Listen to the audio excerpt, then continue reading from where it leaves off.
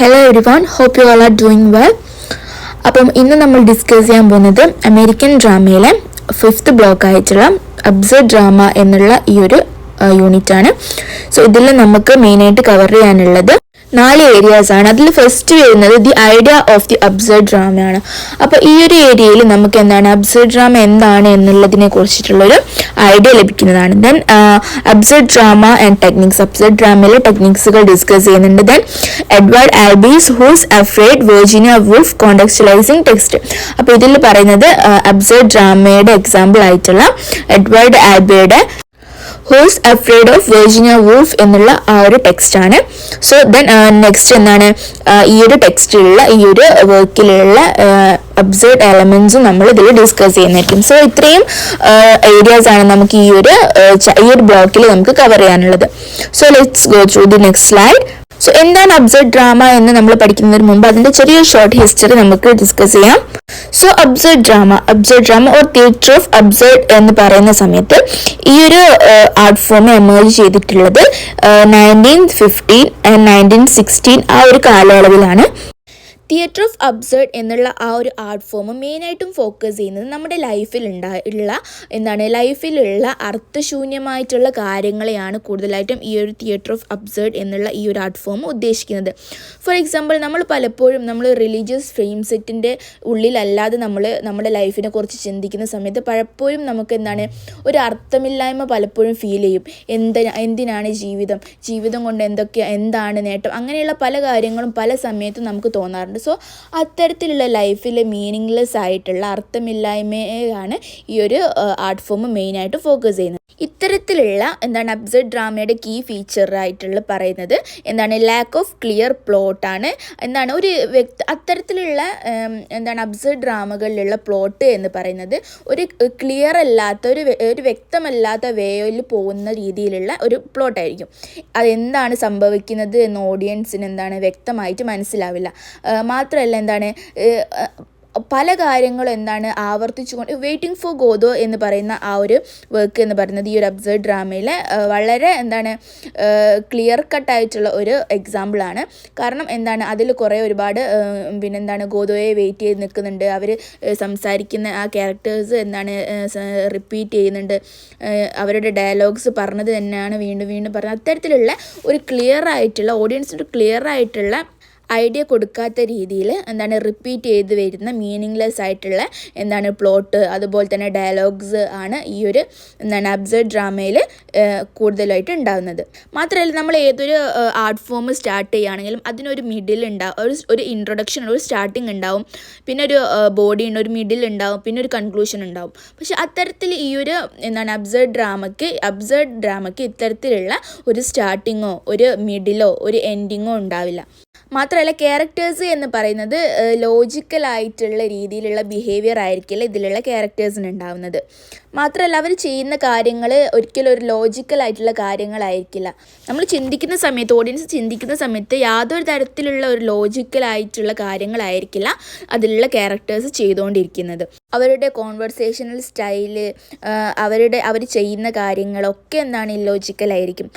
മാത്രമല്ല ആ ഒരു സമയത്താണ് ഈ ഒരു ആർട്ട് ഫോമിൽ ലൈഫിൻ്റെ മീനിങ്ലെസ്നെസ്, ഇത്തരത്തിലുള്ള അവർ ഇതുപോലെയുള്ള ലോജിക്ക് ഇല്ലാത്ത, മീനിങ് ഇല്ലാത്ത, ഓഡിയൻസിന് മനസ്സിലാക്കാത്ത കാര്യങ്ങൾ ചെയ്തുകൊണ്ടിരിക്കുന്നതിലൂടെ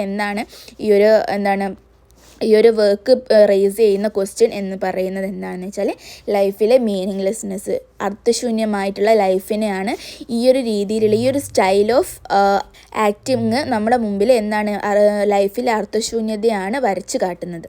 മാത്രമല്ല ഇതിലൂടെ ജീവിതത്തിന് ഒരു അർത്ഥമുണ്ടോ എന്നുള്ള ക്വസ്റ്റ്യനും കൂടെയാണ് അവർ ഓഡിയൻസിൻ്റെ മുമ്പിലേക്ക് റേസ് ചെയ്യുന്നത്. സോ ഇത്തരത്തിലുള്ള വർക്കുകളിലൊക്കെ മെയിൻ തീമായിട്ട് വരുന്നത് സെർച്ച് ഓഫ് മീനിങ്, ലൈഫിൻ്റെ മീനിങ് സെർച്ച് ചെയ്യുന്നത്, അതുപോലെ തന്നെ ഫിയർ ഓഫ് ഡെത്ത്, മരണത്തെക്കുറിച്ചിട്ടുള്ള ആ ഒരു ഭയം, പിന്നെ അതുപോലെ ഹ്യൂമൻ ഐസൊലേഷൻ ആൻഡ് ഏലിയനേഷൻ, ഇങ്ങനെയുള്ള തീംസാണ് കൂടുതലായിട്ടും ഈ ഒരു അബ്സർഡ് ഡ്രാമയിൽ നമുക്ക് കണ്ടുവരുന്നത്. സോ ഇത്തരത്തിലുള്ള അബ്സർഡ് ഡ്രാമകളുടെ എക്സാമ്പിൾസ് ആണ് വെയിറ്റിംഗ് ഫോർ ഗോദോ, സാമുവൽ ബെക്കറ്റിൻ്റെ waiting for Godot, then the ballad, soprano, then the homecoming, no exit. ഇത്തരത്തിലുള്ള വർക്കുകളൊക്കെ ഈ ഒരു അബ്സർഡ് ഡ്രാമയുടെ മെയിനായിട്ടുള്ള എക്സാമ്പിൾസ് ആണ്. നെക്സ്റ്റ് നമ്മൾ ഡിസ്കസ് ചെയ്യാൻ പോകുന്നത് അബ്സർഡ് ഡ്രാമയുടെ കുറച്ച് തിയററ്റിക്കൽ ഫീച്ചേഴ്സ് ആണ്. അതിൽ ഫസ്റ്റ് വരുന്നത് എന്താണ്? അബ്സർഡിറ്റി ആൻഡ് മീനിങ്ലെസ്നെസ് ആണ്. സോ ഇതിൽ പറയുന്നത് എന്താണെന്ന് വെച്ചാൽ ആളുകൾ ഒരു ഇല്ലോജിക്കൽ ആയിട്ടുള്ള ഒരു വേൾഡിൽ അകപ്പെട്ടതുപോലെ രീതിയിലുള്ള ആക്ടിങ് ആണ് ഇതിലുണ്ടാകുന്നത്. കാരണം അവർ ചെയ്യുന്ന കാര്യങ്ങൾ, അവർ പറയുന്ന ഡയലോഗ്സിലൊന്നും ലോജിക്ക് ഉണ്ടാവില്ല. സോ ഇത് മനുഷ്യരുടെ റിയാലിറ്റി, ലൈഫിൽ നടക്കുന്ന റിയൽ ആയിട്ടുള്ള കാര്യങ്ങൾ, നമ്മൾ അംഗീകരിക്കാൻ ഇഷ്ടപ്പെടാത്ത കാര്യങ്ങൾ, അതുപോലെ തന്നെ ലൈഫിൽ ലോജിക്ക് ഇല്ലാത്ത ഒരു മീനിങ് ഇല്ലാത്ത കാര്യങ്ങൾ, അത്തരത്തിലുള്ള കാര്യങ്ങളാണ് ഈ ഒരു അബ്സർഡിറ്റി ആൻഡ് മീനിങ്ലെസ്നെസ് എന്നുള്ള ഈ ഒരു ഫീച്ചറിൽ പറയുന്നത്. സോ നെക്സ്റ്റ് വരുന്നത് സ്ട്രക്ചറാണ്. സോ ഈ അബ്സർഡ് ഡ്രാമയ്ക്ക് ഒരു കൃത്യമായിട്ടുള്ള സ്റ്റാർട്ടിങ്ങോ എൻഡിങ്ങോ ഉണ്ടാവില്ല. എന്നാൽ ഈ ഒരു പീരീഡ് ഓഫ് ടൈമിൽ അവർ ഒരുപാട് കാര്യങ്ങൾ ചെയ്യുന്നുണ്ട്. എന്നാൽ അവർ ചെയ്യുന്ന കാര്യങ്ങൾക്കുള്ള ആ ഒരു റിസൾട്ടോ, അല്ലെങ്കിൽ അവർ ചെയ്യുന്നത് എന്തിനാണ്, ഇത്തരത്തിലുള്ള കാര്യങ്ങൾ അവരിങ്ങനെ ചെയ്തുകൊണ്ടിരിക്കുന്നത് എന്തിനാണ് എന്നുള്ള യാതൊരു രീതിയിലുള്ള ഒരു ഐഡിയയും ഒരു പ്രോഗ്രസ്സും ഉണ്ടാവില്ല. ആ ഒരു പ്ലേയുടെ എൻഡിങ്ങിൽ നമുക്ക് കാണാൻ സാധിക്കില്ല. നെക്സ്റ്റ് വരുന്നത് പ്ലോട്ടാണ്. സോ ഇത്തരത്തിലുള്ള അബ്സർഡ് ഡ്രാമകളുടെ പ്ലോട്ട് എന്ന് പറയുന്നത് ഒരു കണ്ടിന്യൂറ്റി ഇല്ലാത്ത രീതിയിലുള്ള പ്ലോട്ടുകളായിരിക്കും. ഒരേ സമയത്ത് ഒരു പ്ലേ നമ്മൾ കാണുകയാണെങ്കിൽ എന്നാൽ അതുമായിട്ട് റിലേറ്റഡ് ആയിരിക്കില്ല അടുത്ത പ്ലേ എന്ന് പറയുന്നത്. അപ്പോൾ നമ്മളൊരു ഡ്രാമ കാണുന്ന സമയത്ത് നമ്മൾ കണ്ടിന്യൂസ് ആയിട്ട് നമ്മളൊരു സ്റ്റോറി ആയിട്ട് ഒരു ആക്ട് ഉണ്ടാവുകയാണെങ്കിൽ മറ്റുള്ള ആക്ടുകളൊക്കെ അതിൻ്റെ കണ്ടിന്യൂഷൻ ആയിട്ട് അതുമായിട്ട് കണക്റ്റഡ് ആയിട്ടായിരിക്കും പോവുക. എന്നാൽ ഈ അബ്സർഡ് ഡ്രാമ എന്ന് പറയുന്നത് ഒരു കണ്ടിന്യൂറ്റി ഇല്ലാത്ത രീതിയിലുള്ള പ്ലോട്ടായിരിക്കും ആ ഒരു അബ്സർഡ് ഡ്രാമയ്ക്ക് ഉണ്ടാകുന്നത്. സോ ഇതിൻ്റെ ഒരു എക്സാമ്പിൾ എന്ന് പറയുന്നത് ദി ബർത്ത്ഡേ പാർട്ടി എന്നുള്ള ആ ഒരു ഡ്രാമയിൽ രണ്ടാളുകൾ ഒരാളെ കിഡ്നാപ്പ് ചെയ്തിട്ട് അവരെ കസ്റ്റഡിയിൽ വെച്ചിട്ട് ക്വസ്റ്റ്യൻ ചെയ്യുന്നുണ്ട്. പക്ഷേ അത് എന്തിനാണ് എന്നുള്ളത് ആ ക്വസ്റ്റ്യൻ ചെയ്യുന്ന ആൾക്ക് അറിയില്ല. പിന്നെ മറ്റൊരു ഉദാഹരണം ദി ഡെലിക്കേറ്റ് എന്ന് പറഞ്ഞിട്ടുള്ള ആ ഒരു വർക്കിൽ രണ്ടാളുകൾ ഒരു ഭയം മൂലം അവരുടെ ഫ്രണ്ട്സിൻ്റെ വീട്ടിൽ അഭയം തേടുന്നുണ്ട്. പക്ഷേ ആ അഭയം തേടിയ ആൾക്കറിയില്ല അവരെന്തിനാണ് ഭയപ്പെടുന്നത്. അത്തരത്തിലുള്ള മീനിങ്ലെസ് ആയിട്ടുള്ള പ്ലോട്ടുകളായിരിക്കും ഈ ഒരു അബ്സർഡ് ഡ്രാമയുടെ പ്ലോട്ടിലുണ്ടാവുന്നത്. ക്യാരക്ടേഴ്സാണ്. ഇതിലുള്ള ക്യാരക്ടേഴ്സ്, ഇത്തരത്തിലുള്ള വർക്കിലുള്ള ക്യാരക്ടേഴ്സ് എന്ന് പറയുന്നത് അവർ ചെയ്യുന്ന കാര്യങ്ങൾക്ക് അവർക്കൊരു വ്യക്തമായിട്ടുള്ള ഒരു റിസൾട്ട് ലഭിക്കില്ല. എപ്പോഴും പരാജയപ്പെട്ടുകൊണ്ടിരിക്കുന്ന ക്യാരക്ടേഴ്സ് ആയിരിക്കും ഈ ഒരു വർക്കിലുണ്ടാവുന്ന ക്യാരക്ടേഴ്സ്. ഒരു റോബോട്ടുകളെ പോലെ തന്നെയാണ് പ്രവർത്തിക്കുന്നത്. കാരണം ഇവരെന്തിനാണ് വർക്ക് ചെയ്യുന്നത് എന്ന് ഇവർക്ക് അറിയില്ല. പക്ഷേ ഇവരെന്താണ് ചെയ്തുകൊണ്ടിരിക്കുന്നത് എന്നുള്ള ഒരു ഐഡിയ പോലും ഇവർക്ക് ഉണ്ടാവുന്നില്ല. അപ്പോൾ അത്തരത്തിലുള്ള ക്യാരക്ടേഴ്സ് ആയിരിക്കും ഈ ഒരു വർക്കിൽ, ഇത്തരത്തിലുള്ള അബ്സർഡ് ഡ്രാമയിലുള്ള ക്യാരക്ടേഴ്സ് ഉണ്ടാവുന്നത്. സോ ഇത്രയുമാണ് അബ്സർഡ് ഡ്രാമയിലെ തിയററ്റിക്കൽ ഫീച്ചേഴ്സ്. ഫസ്റ്റ് ഏതാണ് വരുന്നത്? അബ്സർഡിറ്റി ആൻഡ് മീനിങ്ലെസ്നെസ്, പിന്നെ അതുപോലെ തന്നെ സ്ട്രക്ചർ, പ്ലോട്ട്, ക്യാരക്ടേഴ്സ്. ഇത്രയുമാണ് തിയററ്റിക്കൽ അബ്സർഡ് ഡ്രാമയുടെ തിയററ്റിക്കൽ ഫീച്ചേഴ്സ്. ഓക്കെ, നെക്സ്റ്റ് നമ്മൾ ഡിസ്കസ് ചെയ്യാൻ പോകുന്നത് മറ്റൊരു അബ്സർഡ് പ്ലേ ആയിട്ടുള്ള എഡ്വേർഡ് ആൽബയുടെ ഹൂസ് അഫ്രൈഡ് വെർജീനിയ വൂൾഫ് എന്നുള്ള ആ ഒരു ടെക്സ്റ്റാണ്. ആ ഒരു ടെക്സ്റ്റും അതിലുള്ള അബ്സർഡ് തീംസും കാര്യങ്ങളൊക്കെയാണ് നമ്മൾ ഇനി ഡിസ്കസ് ചെയ്യാൻ പോകുന്നത്. അതിന് മുമ്പായിട്ട് ഈ ഒരു വർക്കിലുള്ള മെയിൻ ക്യാരക്ടേഴ്സിനെ പരിചയപ്പെടാം. ഫസ്റ്റായിട്ട് വരുന്നത് ജോർജ് എന്നുള്ള ഒരു ക്യാരക്ടറാണ്. ജോർജ് ഇദ്ദേഹം ഒരു ഹിസ്റ്ററി പ്രൊഫസറാണ്. അദ്ദേഹത്തിൻ്റെ വൈഫാണ് മാർത്ത എന്ന് പറയുന്ന ലേഡി. ഈ ഒരു ലേഡിയും ഈ ഒരു വർക്കിലുള്ള മെയിൻ ക്യാരക്ടറാണ്. അപ്പം ഇവരുടെ ലൈഫിൽ നടക്കുന്ന ബിറ്റർ എക്സ്പീരിയൻസ് ആയിട്ട് മാരേജ് ലൈഫ് എന്ന് പറയുന്നത് അത്ര സക്സസ്ഫുൾ ആയിട്ടുള്ളതല്ല. സോ അവരുടെ റിലേഷൻഷിപ്പിൽ നടക്കുന്ന ബിറ്റർ ആയിട്ടുള്ള കുറച്ച് എക്സ്പീരിയൻസും കുറച്ച് സീക്രട്ട് ആയിട്ടുള്ള കാര്യങ്ങളൊക്കെയാണ്. നെക്സ്റ്റ് ക്യാരക്ടർ എന്ന് പറയുന്നത് നിക്ക് ആൻഡ് ഹണിയാണ്. ഇവരും കപ്പിൾസാണ്. സോ രണ്ട് കപ്പിൾസിൻ്റെ ഇടയിൽ നടക്കുന്ന കാര്യങ്ങളാണ് നമുക്കിതിൽ കാണാൻ സാധിക്കുന്നത്. ജോർജിൻ്റെ വൈഫായിട്ടുള്ള മാർത്ത എന്ന് പറയുന്നത് യൂണിവേഴ്സിറ്റി പ്രസിഡൻറ്റിൻ്റെ മകളാണ്. Next Nick and ഹണിയാണ്. നിക്ക് എന്ന് പറയുന്നത് ഒരു ബയോളജി പ്രൊഫസറാണ്. സോ ഇവരൊക്കെയാണ് ഈ ഒരു പ്ലേയുടെ ക്യാരക്ടേഴ്സ് എന്ന് പറയുന്നത്.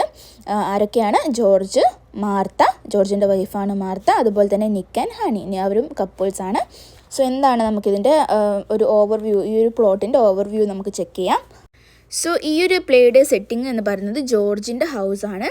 അപ്പോൾ ജോർജിൻ്റെയും മാർത്തൻ്റെയും ഹൗസിൽ നിക്കും ഹണിയും ഒരു ലേറ്റ് നൈറ്റ് ആയിട്ട് വരികയാണ്. അപ്പോൾ അവിടെ താമസിക്കാൻ വേണ്ടിയിട്ട് അവർ വരികയാണ്. അപ്പം ഈ ജോർജിൻ്റെതും മാർത്തൻ്റെതും ഫാമിലി ലൈഫ് എന്ന് പറയുന്നത് അത്ര സുഖകരമായിട്ടല്ല പോകുന്നത്. സോ അവരുടെ ഇടയിൽ എപ്പോഴും കോൺഫ്ലിക്റ്റുകളും പ്രശ്നങ്ങളും ഒക്കെ നടക്കുന്നുണ്ട്. സോ അവരുടെ റിലേഷൻഷിപ്പ് എന്ന് പറയുന്നത് എന്താണ് വളരെ ടോക്സിക് ആയിട്ടുള്ള ഒരു റിലേഷൻഷിപ്പാണ്. അവർ പലപ്പോഴും എന്താണ് പല രീതിയിലുള്ള കോൺഫ്ലിക്റ്റുകൾ അവർക്കിടയിൽ നടക്കുകയും മാത്രമല്ല അവർ രണ്ടുപേരും എന്താണ് വലിയ രീതിയിലുള്ള ഡ്രഗുകൾ യൂസ് ചെയ്യുകയും സോ അത്തരത്തിലുള്ള ഡ്രഗുകളുടെ ഇൻഫ്ലുവൻസ് കൊണ്ട് തന്നെ അവർ അങ്ങോട്ടും ഇങ്ങോട്ടും എന്താണ് രണ്ട് പേരെയും എന്താണ് വളരെയധികം വേദനിപ്പിക്കുന്ന രീതിയിൽ പല തരത്തിലും സ്കോൾഡ് ചെയ്യുകയൊക്കെ ചെയ്യുന്നുണ്ട്.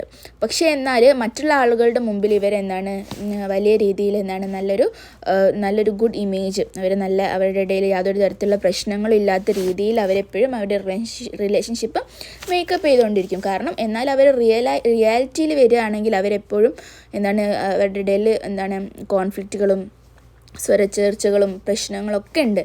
എന്നാൽ അവരെന്താണ് മറ്റുള്ള ആളുകളുടെ ഇടയിൽ പുറത്ത് അത്തരത്തിലുള്ള കാര്യങ്ങളൊന്നും കാണിക്കില്ല. എന്നാൽ ഇവരുടെ ഇടയിലൊരു എന്താണ് മീനിങ്ലെസ് ആയിട്ടുള്ള ഒരു അബ്സേർഡ് ആയിട്ടുള്ള കാര്യം എന്താണെന്ന് വെച്ചാൽ ഒരു ഇമാജിനറി സണ്ണ്. ഇവർക്ക് എന്താണ് കുട്ടികളില്ല.